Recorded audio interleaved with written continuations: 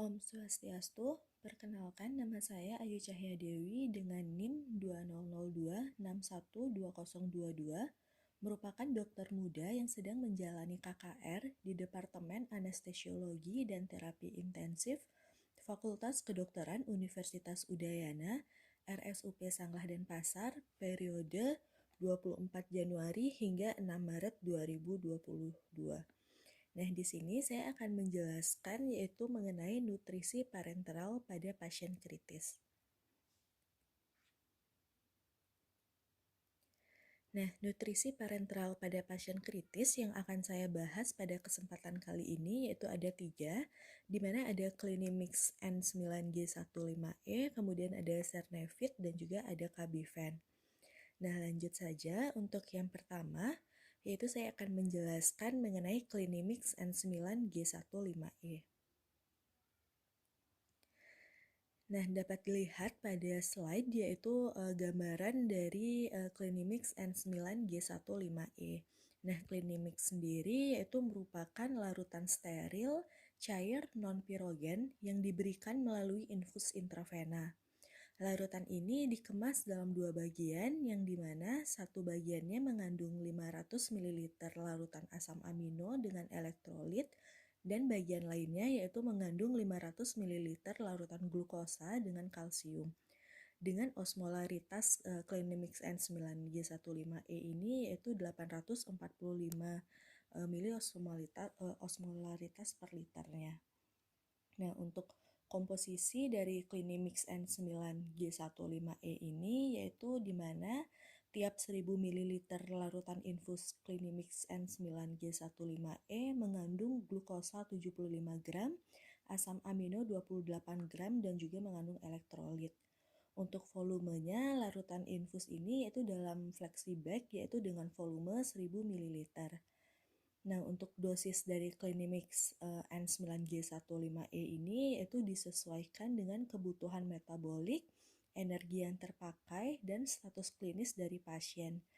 Pada dewasa, kebutuhannya yaitu berkisar antara 0,16 gram nitrogen per kilogram berat badan per harinya, di mana 1 gram asam amino per kilogram berat badan per hari sampai 0,35 gram nitrogen per kilogram berat badan per harinya, yang terdiri dari 2 gram asam amino per kilogram berat badan per harinya. Untuk kebutuhan kalorinya yaitu antara 30 sampai 40 kilokalori per kilogram berat badan per hari, tergantung dari status nutrisi pasiennya dan juga derajat dari katabolismenya. Untuk akses dari pemberian Clinimix N9G15E ini sendiri, yaitu larutan asam aminonya dan glukosanya harus diberikan melalui vena sentral. Nah, larutan asam amino dan glukosa biasanya diberikan yaitu bersamaan dengan emulsi lemak, di mana pencampuran tersier dapat diberikan melalui vena perifer atau sentral, tergantung dari osmolaritas akhirnya. Nah, kemudian untuk indikasinya, larutan Clinimix N9G15E ini memberikan sumber nitrogen yang biologis yaitu L-asam amino, energi dalam bentuk glukosa, dan elektrolit.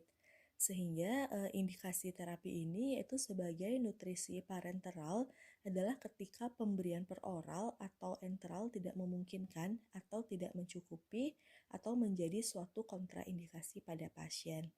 Nah, untuk kontraindikasi Clinimix N9G15E ini sendiri yaitu diketahui hypersensitivitas terhadap salah satu kandungan Clinimix, kemudian pasien dengan gagal ginjal tanpa hemodialisis, pasien dengan hemofiltrasi atau hemodiafiltrasi, kemudian pasien dengan penyakit hati berat, kemudian pasien dengan kadar serum elektrolit yang tinggi.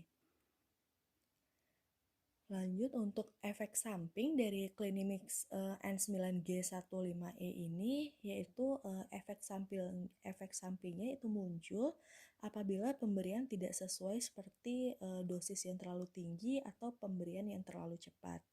Kemudian efek sampingnya juga dapat terjadi mual. Kemudian apabila jika kecepatan infusnya melebihi dari yang dianjurkan, maka dapat menimbulkan muntah, berkeringat, dan juga flushing. Kemudian tes fungsi hati yang abnormal dan juga kolestasis juga pernah dilaporkan pada beberapa pasien yang mendapatkan nutrisi parenteral. Kemudian untuk perhatian khusus yaitu pada Clinimix N9G15E ini yaitu dibutuhkan pengawasan khusus tanda-tanda klinis pada awal pemberian. Nah, jika terjadi tanda-tanda abnormal, segera hentikan pemberian dari Clinimix ini. Kemudian evaluasi klinis secara berkala dan pemeriksaan laboratorium juga dibutuhkan untuk memonitor dengan benar selama pemberian Clinimix. Pemeriksaannya tersebut meliputi gula darah, ionogram, serta tes fungsi ginjal dan hati.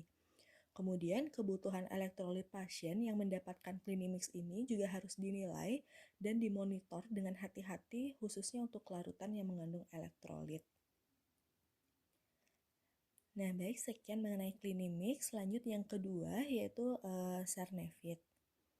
Nah, untuk gambaran dari Sernevit yaitu dapat dilihat pada slide, di mana Sernevit ini sendiri merupakan sediaan multivitamin, baik vitamin yang larut air maupun larut lemak, kecuali vitamin K, yang dikombinasikan dengan mix misel atau glycolic acid dan juga lecithin. Nah, pemenuhan kebutuhan vitamin tubuh dapat berkurang akibat berbagai situasi stres, baik itu trauma, pembedahan, luka bakar, dan juga infeksi yang mungkin akan memperlambat proses dari penyembuhan. Nah, untuk komposisi dari Sernevit ini, di mana dalam tiap vialnya, yaitu mengandung retinol 3500 IU, kemudian kolesalsiferol 220 IU, alpatosoperol 11,2 IU, kemudian ada ascorbic acid 125 mg, tiamin 3,51 mg, riboflavin 4,14 mg, pyridoxine 4,53 mg, cyanocobalamin 0,006 mg, folic acid 0,414 mg, pantothenic acid 17,25 mg, biotin 0,069 mg, nikotinamid 46 mg, dengan eksipien yaitu ada glisin 250 mg, glycolic acid 140 mg, soya lecithin 112,5 mg, sodium hydroxide, kemudian ada hidrochloric acid dengan pH yaitu 5,9.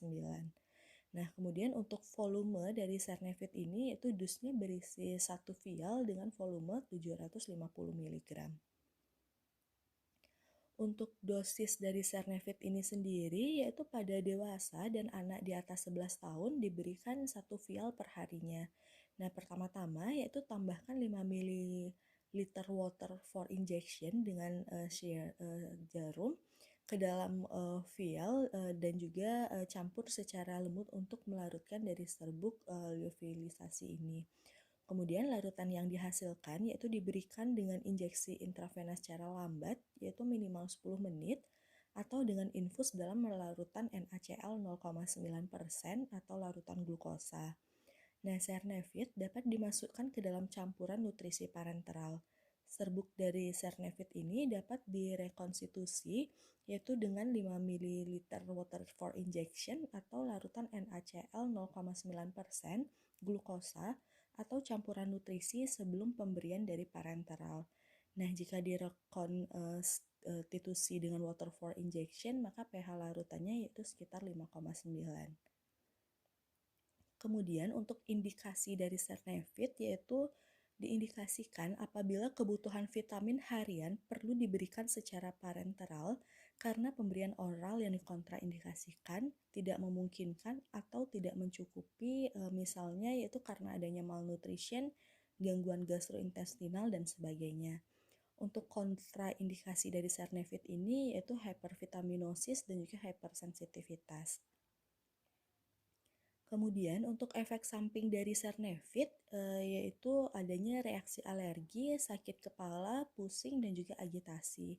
Sedangkan untuk perhatian khususnya yaitu dapat terjadi reaksi anafilaktik pada subjek yang alergi, kemudian pasien yang mendapat vitamin A dari sumber lain, dan juga disarankan untuk memantau kadar transaminase pada pasien dengan enterokolitis inflamasi akut, Kemudian pada kasus gangguan fungsi ginjal, kadar vitamin larut lemak harus dipantau secara berhati-hati, dan juga apabila pasien memerlukan vitamin K, maka harus diberikan yaitu secara terpisah. Kemudian perlu juga perhatian khusus pada wanita hamil dan juga ibu menyusui. Baik, sekian mengenai Sernevit. Selanjutnya yang ketiga yaitu Kabiven periferal. Nah, untuk gambaran dari Kabiven yang periferal itu dapat dilihat pada slide, di mana komposisi dari Kabiven ini yaitu terdapat amino acid, elektrolit, dextrose, dan juga lipid injectable emulsion. Untuk volumenya yaitu Kabiven sendiri tersedia dalam 4 ukuran, yaitu ada 2566 ml, 253 ml, 1540 ml, dan 1206 ml. Untuk dosis dari Kabiven ini yaitu di mana dosis yang dianjurkan tergantung pada status klinis, berat badan, dan juga kebutuhan nutrisi dari pasiennya. Untuk dosis dewasa yaitu diberikan 19 hingga 38 ml per kilogram per harinya dengan protein yaitu 0,63 hingga 1,26 gram per kilogram per harinya, 1,85 hingga 3,71 gram per kilogram per hari dextrose, 0,74 hingga 1,48 gram per kilogram per harinya yaitu lipid. Nah, kemudian untuk indikasi dari Kabiven ini sendiri, yaitu Kabiven diindikasikan sebagai sumber kalori, protein, elektrolit, dan asam lemak esensial untuk pasien dewasa yang membutuhkan nutrisi parenteral ketika nutrisi oral atau enteral tidak memungkinkan, tidak mencukupi, atau dikontraindikasikan. Nah, Kabiven dapat digunakan juga untuk mencegah defisiensi dari asam lemak esensial atau mengobati keseimbangan nitrogen negatif pada pasien dewasa. Kemudian untuk kontraindikasinya, di mana diketahui yaitu Kabiven sendiri hipersensitivitas terhadap telur, protein kedelai, protein kacang tanah, jagung atau produk jagung, atau terhadap salah satu zat aktif atau eksipien. Kemudian kontraindikasi pada hiperlipidemia berat atau gangguan metabolisme lipid berat dengan trigliserid serum yaitu lebih dari 1000 mg per dl. Kemudian kontraindikasi terhadap kesalahbawaan metabolisme asam amino dan juga ketidakstabilan kardiopulmonal serta sindrom hemofagosit. Nah, untuk efek samping dari Kabiven ini sendiri, yaitu yang paling umum adalah terjadinya mual, demam, hipertensi, muntah, penurunan hemoglobin, penurunan protein total, hipokalemia, penurunan kalium, dan peningkatan gamma glutamil transferase. Untuk perhatian khususnya, itu terjadi reaksi hipersensitivitas sehingga pantau tanda atau gejala dan hentikan infus jika terjadi reaksi. Kemudian perhatikan khususnya juga itu ada infeksi, kelebihan lemak, hiperglikemi, dan komplikasi refeeding yaitu dengan memonitor tanda dan gejalanya dengan parameter laboratorium.